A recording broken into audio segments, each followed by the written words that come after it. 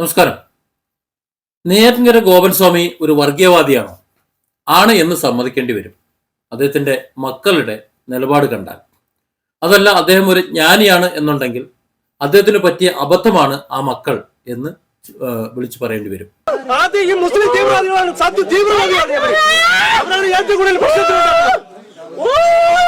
എന്റെ പ്രാണനെ ഹത്യ ചെയ്തിട്ട് മാത്രമേ വാക്യം കേട്ടുകൊണ്ട് മുന്നോട്ട് വരണ്ട.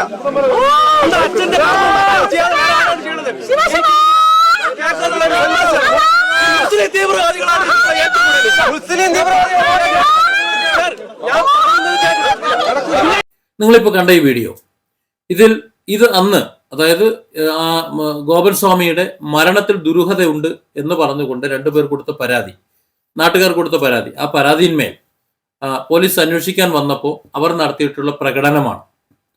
അപ്പോൾ ഈ പ്രകടനത്തിൽ എന്താണ് പറയുന്നത്? മുസ്ലിങ്ങൾ ആണ്, മുസ്ലിം തീവ്രവാദികളാണ്. അതായത് ഒരു നാട്ടിലെ മുഴുവൻ ഒരു ജനവിഭാഗങ്ങളെ, ഒരു സമുദായ വിഭാഗങ്ങളെ, ഒരു സമൂഹത്തെ മുഴുവൻ ഒന്നാകെ തീവ്രവാദികൾ എന്ന് വിളിച്ച് ആക്ഷേപിക്കുന്ന ഒരു കാര്യമാണ്. ഇത് പോലീസ് കണ്ടിട്ടില്ല, പോലീസ് കേട്ടിട്ടുമില്ല, കേസും എടുത്തിട്ടില്ല. അതാണ് അന്നത്തെ ഒരു അവസ്ഥ. അപ്പോൾ ഈ വിധത്തിൽ വൃത്തികേട് വിളിച്ചു പറയുന്ന, കലാപം സൃഷ്ടിക്കാൻ ശ്രമിക്കുന്ന ആ വ്യക്തികൾ, അവരാണോ ഈ സന്യാസി വര്യന്മാരുടെ മക്കളെന്ന് പറയുന്നത്? അപ്പോൾ സ്വാഭാവികമായും ആ സന്യാസിയെ പറയിപ്പിക്കാൻ വേണ്ടിയിട്ടാണ്. ഇതിനെക്കുറിച്ച് എനിക്ക് അല്പം വിശദീകരിക്കാനുണ്ട്. അതിന് സന്യാസിയുടെ കാര്യം ഒന്ന് പറഞ്ഞിട്ട് വരാം. ഗോപൻ സ്വാമി സന്യാസിയാണോ, അല്ലെങ്കിൽ അദ്ദേഹം ഒരു ജ്ഞാനിയാണോ, അല്ലെങ്കിൽ അദ്ദേഹം സമാധി ചെയ്ത ആളാണോ എന്ന് അദ്ദേഹത്തിന് മാത്രമേ അറിയാവൂ, അതേപോലെ ദൈവത്തിന് മാത്രമേ അറിയുള്ളൂ. പക്ഷെ എൻ്റെ പക്ഷം അദ്ദേഹം ഒരു ജ്ഞാനിയാണ് എന്നാണ്. അദ്ദേഹത്തിന് പറ്റിയ അബദ്ധമാണ് ഈ മക്കൾ, അല്ലെങ്കിൽ അദ്ദേഹം പറഞ്ഞത് മനസ്സിലാക്കാത്ത രണ്ട് വിഷവിത്തുക്കളാണ് ഈ മക്കൾ. ആ രീതിയിലേ പറയാൻ പറ്റുള്ളൂ. അപ്പോൾ ഈ അദ്ദേഹത്തെ സംബന്ധിച്ചിടത്തോളം അദ്ദേഹം ഒരു ജ്ഞാനി ആയതുകൊണ്ടാണ് അദ്ദേഹത്തിന്റെ സമാധി ആയ ശേഷം, അതായത് അദ്ദേഹത്തിന്റെ ദേഹം വിട്ട് അദ്ദേഹം മറ്റു ദേഹത്തിലേക്ക് പോയ ശേഷം, അദ്ദേഹത്തിന്റെ ആ ഭൂമിയിൽ അദ്ദേഹത്തിന് ഉണ്ടായിരുന്ന അദ്ദേഹത്തിന്റെ വാസസ്ഥലം, ആ വീട്, അതിനെ സമാധി മന്ദിരം ഉണ്ടാക്കി ഇരുത്തിയ ആ സ്ഥലത്ത് നിന്ന് അത് പോരാ എന്ന് മനസ്സിലായിക്കൊണ്ട് മലയാളി ലോകം മൊത്തം അറിയുന്ന വിധത്തിൽ ഈ വിവാദമൊക്കെ അങ്ങനെയാണ് ഉപകരിക്കുന്നത്. അത്തരത്തിൽ ഒരു പ്രശസ്തി അദ്ദേഹത്തിന് വേണം എന്ന് ദൈവഹിതമായിരിക്കാം. അതുകൊണ്ടാണ് ഈ സംഭവവികാസങ്ങളൊക്കെ ഉണ്ടാകുന്നത്. അതായത് എന്തൊക്കെ സംഭവിച്ചു കഴിഞ്ഞാലും അതിനൊക്കെ ഒരു കാരണം ഉണ്ടാകുമെന്ന് പറയുന്നത് പോലെ അങ്ങനെ തന്നെ കരുതിയാൽ മതി. അപ്പോൾ ഒരു മഹാസമാധി ഉണ്ടാക്കി അവിടെ ഗോപൻ സ്വാമിയെ അവിടെ ഇരുത്തി, നാളെ അതൊരു പക്ഷേ വലിയ വിശ്വാസികളുടെ വലിയ തീർത്ഥാടന കേന്ദ്രമായി ഒക്കെ മാറുന്ന ഒരു സാഹചര്യമുണ്ട്. ഇപ്പോൾ തന്നെ അത് തുടങ്ങിയിട്ടുണ്ടെന്നാണ് ഞാൻ വിശ്വസിക്കുന്നത്. അപ്പോൾ അത്തരത്തിലൊരു സാഹചര്യമുണ്ട്. അത് അദ്ദേഹത്തിന്റെ ചൈതന്യമോ, അതല്ലെങ്കിൽ അദ്ദേഹത്തിന്റെ ഭൂമിയിലുള്ള വാസമോ, അദ്ദേഹത്തിന് ജ്ഞാനബോധം ലഭിച്ച ശേഷം ഉള്ള അദ്ദേഹത്തിന്റെ കർമ്മമോ ഒക്കെ ആകാം, അതെന്തോ ആകാം. എനിവേ, ഏതായാലും അദ്ദേഹത്തിന് അതിനുള്ള യോഗ്യത ഉണ്ട് എന്ന് തന്നെയാണ് ഞാനും കരുതുന്നത്. അത് എനർജി, ജ്ഞാനബോധം, തേർഡ് ഐ, അത്തരത്തിലുള്ള കാര്യങ്ങളൊക്കെ കുറിച്ച് പഠിച്ചിട്ടുള്ള ഒരാളെന്ന നിലയിലാണ് ഞാനത് പറയുന്നത്. അതവിടെ നിൽക്കട്ടെ. പക്ഷെ അദ്ദേഹത്തിന്റെ മക്കൾക്ക് അദ്ദേഹത്തിന്റെ ആ മണ്ഡപം, ആ സ്മൃതി മണ്ഡപമെന്നോ അതല്ലെന്നുണ്ടെങ്കിൽ സമാധി മണ്ഡപമെന്നോ സമാധി മന്ദിരമെന്നോ ഒക്കെ പറയുന്ന ആ സ്ഥലം ഒരുപക്ഷെ നാളെ ഒരു ആരാധനാലയമായി മാറിയേക്കാം. അപ്പൊ ആ സ്ഥലത്തെ പരിപാലിച്ചു പോരുന്നതിന് യോഗ്യത ഉണ്ടോ എന്ന് ചോദിച്ചു കഴിഞ്ഞാൽ 1% പോലും യോഗ്യതയില്ല എന്നാണ് മനസ്സിലാക്കേണ്ടത്.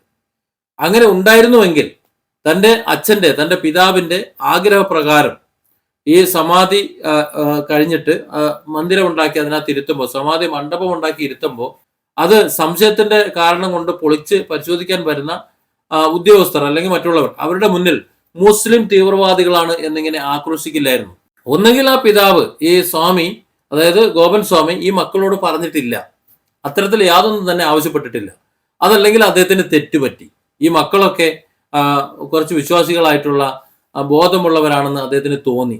പക്ഷെ അവർക്കതിന് യാതൊരു യോഗ്യതയും ഇല്ലായിരുന്നു എന്നാണ് നമുക്കത് മനസ്സിലാക്കേണ്ടത്. കാര്യം ഒരു സമൂഹത്തെ മുഴുവൻ വർഗീയവാദികളാക്കി മാറ്റുക എന്ന് പറഞ്ഞാൽ ഒന്ന് ആലോചിച്ച് നോക്കുക എന്താണെന്നുള്ളത്. അവിടെ ആ മുസ്ലിം സമൂഹം, കുറച്ചുപേർ അവിടെ താമസം ഉണ്ടാവുമല്ലോ, അവരും കേരളത്തിലുള്ള മറ്റുള്ളവർ, മലയാളികൾക്കാണ് ഇത് മനസ്സിലായിട്ടുണ്ടാകുക. ആ സമൂഹം സംയമനം പാലിച്ചുകൊണ്ട് മിണ്ടാതെ, അത് അവരുടെ വിവരക്കേടാണ്, ആ ഗോപൻ സ്വാമിയുടെ മക്കൾ എന്ന് പറയുന്ന ആ രണ്ടെണ്ണത്തിന്റെ വിവരക്കേടാണ് എന്ന് മനസ്സിലാക്കിക്കൊണ്ട് അവർ സംയമനം പാലിച്ചത് കൊണ്ട് മാത്രമാണ് ഇവിടെ ഒരു കലാപം ഉണ്ടാകാതെ പോയത്.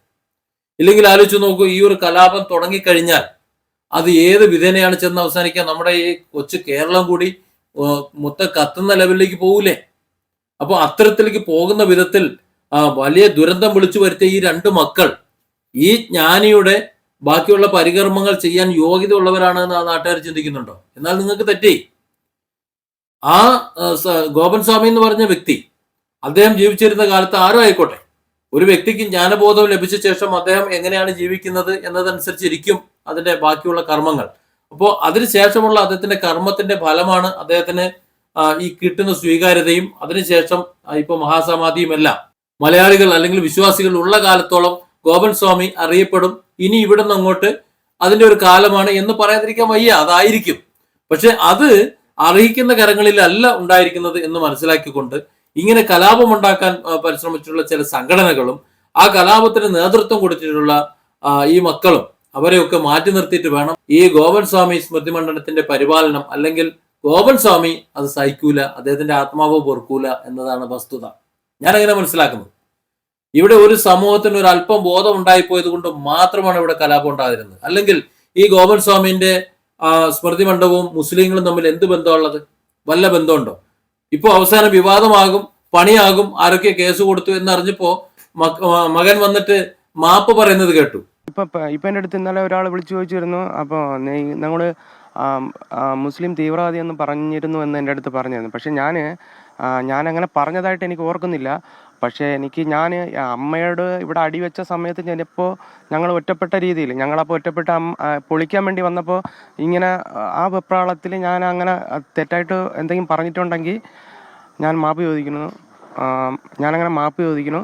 കാര്യം എൻ്റെ അച്ഛൻ്റെ കർമ്മങ്ങൾ മക്കൾ തന്നെ ചെയ്യണം എന്ന് ഞങ്ങളുടെ അടുത്ത് പറഞ്ഞിട്ടുണ്ടായിരുന്നു. അതുപോലെ തന്നെ സത്യസന്ധമായിട്ട് ഞങ്ങളങ്ങനെ ചെയ്തു. മാപ്പ് അതെ ഞാൻ ക്ഷമ ചോദിക്കുന്നു. ഒരുപാട് പ്രാവശ്യം ഞാൻ ക്ഷമ ചോദിക്കുന്നു. നോക്കൂ, ഈ മാപ്പ് കൊണ്ട് എന്ത് കാര്യമുണ്ടാകുമായിരുന്നു? ഒരു വലിയ കലാപമുണ്ടായ ശേഷം, ഒരു ബഹളമുണ്ടായതിനു ശേഷം, കുറെ ആൾക്കാർ കൊല്ലപ്പെട്ട ശേഷം, അല്ലെങ്കിൽ കുറെ ആൾക്കാരുടെ ജീവിതവും ജീവനും ഒക്കെ നഷ്ടപ്പെട്ട ശേഷം, ചിലരുടെയൊക്കെ വീടും അവരുടെ വ്യാപാര സ്ഥാപനങ്ങളും ഒക്കെ കത്തിച്ച ശേഷം, അതൊക്കെ കഴിഞ്ഞ ശേഷം ഈ മാപ്പും കൊണ്ട് വന്നു കഴിഞ്ഞിട്ട് എന്താ കാര്യമുള്ളത്? അപ്പോൾ വിവരവും വിവേകവും ഉള്ള മക്കളല്ല അവർ. വിവരവും വിവേകമുള്ള മക്കളായിരുന്നെങ്കിൽ ആ അപ്പൻ മരണപ്പെട്ട് അതിന്റെ മുന്നിൽ സമാധി മന്ദിരത്തിന് മുന്നിൽ ഇരുന്നു കൊണ്ട് ഇത് മുസ്ലിം തീവ്രവാദികളാണ് എന്ന് വിളിച്ചു പറയില്ലായിരുന്നു. കാരണം ഗോപൻ സ്വാമിക്ക് ജാതി മതവും കാര്യങ്ങളൊന്നും ഉണ്ടാവില്ല. ജ്ഞാനബോധിയായി മാറുന്ന ബോധിയായി മാറുന്ന ഒരു വ്യക്തി, അവരെ സംബന്ധിച്ചിടത്തോളം പിന്നെ ജാതി മതമൊന്നുമില്ല. അതായത് ഓരോ വ്യക്തിയിലും ഈശ്വര ചൈതന്യം കൂടിയുള്ളുന്നുണ്ട്. അപ്പോൾ ആ ഈശ്വര ചൈതന്യം എങ്ങനെ നിലനിർത്തണം എന്നുള്ളത് ഓരോ വ്യക്തിയുടെയും ഉത്തരവാദിത്തമാണ്.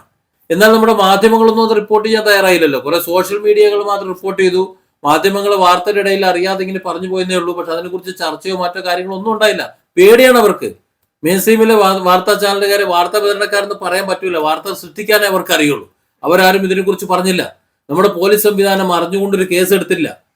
പ്രഥമ ദൃഷ്ടിയെ കണ്ടു കഴിഞ്ഞ കേസെടുക്കണം. ഒരു വർഗീയ കലാപം ഉണ്ടാക്കാൻ ശ്രമിച്ചതിന് ഈ ഗോപൻ സ്വാമിയുടെ മകനെ അപ്പൊ തന്നെ പൊക്കണം, അകത്തിടേണ്ടതാണ്. ഇനിയും അറസ്റ്റ് ചെയ്തിട്ടില്ല, അറസ്റ്റ് ചെയ്ത് അകത്തിടണം. കാരണം ഗോപൻ സ്വാമിയുടെ ആ ഭൗതിക ശരീരം അവിടെ ഇന്നലെ മഹാസമാധി അവിടെ നടത്തി, മറ്റു കർമ്മങ്ങളൊക്കെ ചെയ്തു. അദ്ദേഹം അതിന് യോഗ്യതയുള്ള ആളാണ് എന്ന് തന്നെയാണ് മനസ്സിലാക്കുന്നത്. പക്ഷെ അദ്ദേഹത്തിന്റെ ആ ബോഡിയോ ആ സ്മൃതിമണ്ഡപമോ അതല്ലെന്നുണ്ടെങ്കിൽ ആ മന്ദിരമോ സംരക്ഷിക്കാനോ അതിനെ പരിപാലിക്കാനോ യാതൊരു യോഗ്യതയുമില്ലാത്ത ആ കുടുംബത്തെ, അതായത് ഈ രീതിയിൽ സംസാരിച്ചിട്ടുണ്ടെങ്കിൽ അവർക്ക് ഒരു കാരണവശാലും ദൈവികമായിട്ടുള്ള യാതൊരു ഒരു ഐശ്വര്യമോ അവരുടെ ഏഴയിലത്തൂടെ പോയിട്ടില്ല എന്നാണ് മനസ്സിലാക്കുന്നത്. അപ്പോൾ അവർക്കെതിരെ കേസെടുത്ത് അവരെ അകത്താക്കണം. അവർ ഈ നാട്ടിലെ കലാപം ഉണ്ടാക്കാൻ ശ്രമിച്ചവരാണ്.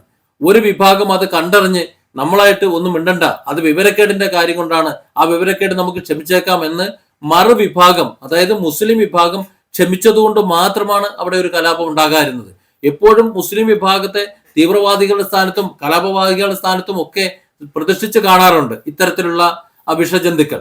പക്ഷെ ആ വിഷജന്തുക്കൾ അല്ലെങ്കിൽ അവരുടെ സംഘടനകൾ, അവരുമായിട്ടുള്ളവർ, അവർ മാത്രമാണ് ഇവിടെ അത്തരത്തിലുള്ള പ്രവർത്തനങ്ങൾ നടത്തി കാണുന്നത്. എന്നിട്ടും പേരുകൾ ഇവിടെ മുസ്ലിമിന്റെ മണ്ടയിലും മുസ്ലിം സമൂഹത്തിന്റെ മണ്ടയിലുമാണ് വെച്ച് കെട്ടിക്കൊടുത്തുകൊണ്ടിരിക്കുന്നത്. അപ്പോൾ അത്തരത്തിൽ വെച്ച് കെട്ടിക്കൊടുത്തുകൊണ്ടിരുന്ന ഈ ഗോപൻ സ്വാമിയുടെ മക്കളെ സംബന്ധിച്ചിടത്തോളം അവർക്ക് ഗോപൻ സ്വാമിയുടെ പരികർമ്മവും ബാക്കി കാര്യങ്ങളും ചെയ്യാൻ യാതൊരു യോഗ്യതയുമില്ല എന്നതാണ് എനിക്ക് ഇവിടെ സൂചിപ്പിക്കാനുള്ളത്. Different angles. Don't forget to subscribe and support this channel.